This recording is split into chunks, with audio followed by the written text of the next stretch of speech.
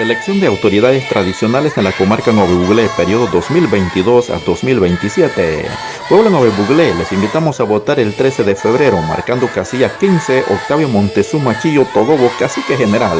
Suplente Codrí Clementina Pérez, suplente Ñecribo Cecilio Palacio, con el lema responsabilidad, honestidad, transparencia y mano limpia. Mi gente, basta ya, hagamos el cambio. El cambio empieza por usted y por mí, marcando casilla 15 por Octavio Montezuma, autonomía y desarrollo de nuestra comarca Nove Buglé, Nove Tigüe, Anis Rivire Guaire, Codoroteri, Timro Gomerire Anguanembrare, Aniki Sengecoin, Aniki Sengehaye, Aniki Semedehabda Codoroteri, Hakida, Cuajodo, Bedicuarie, Crigobada, Chio Todobo, Octavio Montezuma, un crogue. An escribir todo el guaire bonore, mamá de aguabdi.